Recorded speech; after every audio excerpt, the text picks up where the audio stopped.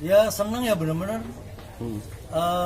Ya tadinya saya pikir akan agak kaku ya, lama nggak ketemu. Tapi begitu lihat muka aja kayak lihat Mbak Anton seger gitu. Mbak Jani podo ngomongnya karo aku wis mulai ya. Ya seneng aja kayak ketemu beneran sedulur suwi. Mungkin kedepannya Pak untuk ikut membantu Kabupaten Blora gimana Pak? Mungkin ada rencana mungkin bangun pabrik lagi atau gimana? Ya kalau saya fokus pabrik dulu ya. Jadi kalau satu pabrik kan kira-kira kalau satu pabrik kayak GMM kan karyawan katakanlah sekitar 1.000 apalagi kalau lagi giling ya. Tapi di lapangan kalau lahan 5.000 hektar yang kerja 10 paling nggak berarti 50.000 orang yang kerja. Kalau bisa ada 2 pabrik berarti 2 kali lipat. Nah kalau ada turunannya, ada pabrik pupuk, ada pabrik yang lain-lain, Blora akan bisa sama majunya dengan kabupaten lain. Bang, Anda melihat pabrik GM sekarang seperti apa gitu mungkin? GM sekarang setelah Anda tinggal mungkin seperti GM apa? sekarang terus terang udah lama nggak lihat. Jadi terakhir saya ke sana mau masuk nggak boleh juga. Nggak boleh. Jadi nggak tahu tapi ya kalau dengar dari WA apa feeling belum nggak sampai 2 bulan kurang bagus ya. Itu kan 4 bulan.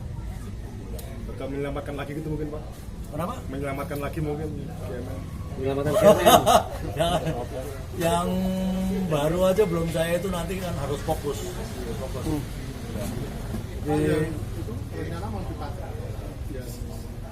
Pos Ngancar tetap akan jadi bengkelnya. Saya tuh ya saking merasa hutang sama Blora. Jadi waktu dapat keagenan barang plastik itu yang lembaran-lembaran plastik. Itu logikanya saya harus bangunnya di Cikarang karena customernya banyak di sana. Tapi saya bangun di Pos Ngancar tuh. Jadi supaya mereka juga kan ada pengalaman bisa training waktu itu pergi ke Thailand. Itu kan teknologi baru, teknologi tinggi. Tetapi terus terang jadi kesulitan transportasi kita. Tapi ya dapat proyek lumayan beberapa dikit-dikit. Yang penting ada kerjaan. Pak Kamar, rencana di Kemadu itu nampung berapa tebu Pak? TCD-nya 2.000 sampai 2.500. Jadi separohnya GMM. Jadi bayangkan separuhnya GMM aja ukuran pabriknya. Kan GMM itu 53 hektar. Ya. Kami 20 hektar maksimal pabriknya. Pertama setelah bangun pabrik nanti di Blora, tadi masyarakat menginginkan Pak Tama jadi bapaknya orang Blora, ini seperti apa Pak? Tanggapannya Pak? Lo saya ini dereng dah. Tadi kan udah saya jawab ya, jadi fokus dulu pabrik gula aja. Kalau jalan hidup orang ya nggak pernah tahu, ya kan. Ya namanya apa itu kan politik ya bukan bisnis ya. Kalau itu saya ngalir aja. Atau mungkin mau mengusung salah satu kader muda. Bukan mau, dari dulu udah saya usung terus ya. Saya usung. Gitu. Ya, Kalau melihat kepemimpinan Pak Arief sekarang seperti apa gitu Pak? Kamu melihat dari jauh mungkin seperti apa gitu?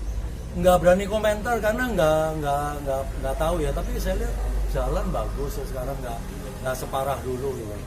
Soal investasi mungkin. Investasi kayaknya belum ada. Belum ada ya.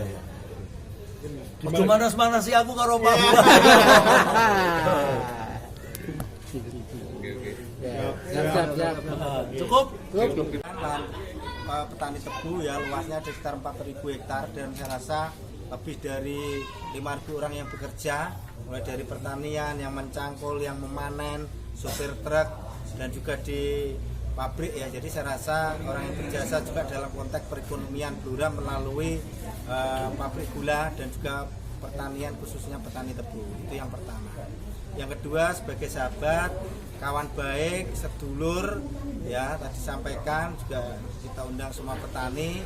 Hari ini fokusnya adalah temu kangen Pak Kamajaya dengan petani tebu Kabupaten Blora. Karena beliau mau bangun pabrik di Rembang dan sedang proses di sekitar Kemadu, Sulang ya, di sekitar situ, dan jaraknya tidak terlalu jauh dari Blora, sehingga tentunya perlu sinergitas antara pengusaha dengan petani.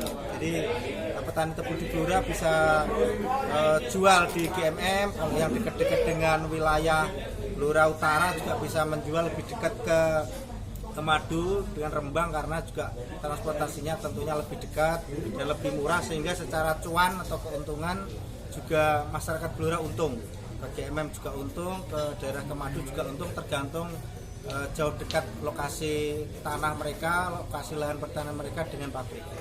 Dibanding dengan kalau kita ke luar Blora, misalkan di Madiun atau di Lamongan atau bahkan di luar Blora di Pati dan Kudus, tentunya lebih dekat kalau ke daerah Sulang. Pak, selaku wakil DPRD Blora mungkin tadi kan Pak Anton mengeluhkan ya terkait sekarang bedanya GMM ya. Ya, ini kan informasi yang kami terima bahwa GMM juga rencana juga akan dijual ya sahamnya ya, sehingga saya rasa Pak Kama tahu kondisi dalamnya, sehingga kita berharap juga berinvestasi di Blora, bisa membeli GMM lagi dan juga bisa berinvestasi di Blora, mengajak rekan-rekan pengusaha yang lain dan bidang garmen, bidang apa yang lain ya, mungkin bidang peternakan, mungkin juga pabrik pupuk, pabrik selain pabrik gula ya, itu bisa berinvestasi di Kabupaten Blora supaya tenaga kerja kita banyak terserap, perekonomian meningkat. Pak Sis itu kan anaknya Pak Kama ya. Ya, secara Diangkat. entrepreneurship, ilmu sebagai pengusaha saya banyak belajar dengan beliau ya, sehingga kita banyak berinvestasi dan punya beberapa bisnis juga banyak diajari oleh Pak Kama Jaya dari dulu sampai hari ini. Seandainya nanti Pak Kama terus mau menggandeng Pak Sis seperti apa ya? Kalau perihal pilkada, Partai Golkar sekali lagi saya sampaikan belum berpikir sampai detik ini ya, karena kemarin baru rapat di Golkar Provinsi fokus pada penyelesaian pembagian kursi 20 Maret 2024 ini, sehingga kita belum ada rapat membahas pilkada baik di Blora maupun di provinsi maupun di pusat. Kalau sudah ada nanti kami kabari. Tapi siap ya Pak ya? Ya, kita belum ditanya oleh atasan kita sehingga belum bisa menjawab. Kalau pileg saat ini seperti apa Pak? Kalau pileg Golkar sudah memenuhi target karena kita naik peringkat, dulu peringkat 4 sekarang peringkat ketiga, sehingga ini adalah sebuah hal yang baik walaupun kursinya tetap, tetapi jumlah suaranya meningkat 25%. Dari 48.000 sekarang Partai Golkar meningkat menjadi 61.430 suara. Itu adalah pencapaian yang baik, dan di Jawa Tengah Golkar Kabupaten Blora termasuk baik karena bisa mempertahankan jumlah kursi dan meningkatkan suara menjadi 61.430 dan mempertahankan untuk DPRD Provinsi Jawa Tengah 1 kursi dan juga DPR RI kita 1 kursi, sehingga kita masih baik. Pasti nanti kalau misalnya terpilih jadi orang nomor 1 di Blora, itu gimana sulitnya masuknya investor Pak? Ya, kita belum bahas pilkada ya. Nanti kalau sudah ada perintah Investor dari sulit pusat, masuk di dan Blora, jadwal kan belum keluar ya. Walaupun KPU sudah ada tahapannya, 27 November adalah hari pemungutan suara untuk pilkada, tapi Partai Golkar belum ada rapat untuk itu. Caleg yang sudah lolos atau mau pindah jadi Kalau nanti siapa? hari ini yang dari Golkar kan saya sendiri dan Pak Haji Supardi dari Dapil 1, Pak Insinyur Siswanto dari Dapil 2, Pak Medi Usmanto dari Dapil 3, dan Dapil 4 ada Mbak Galuh ya dari Kedung Wungu. Sudah? Oke. Terima kasih Pak.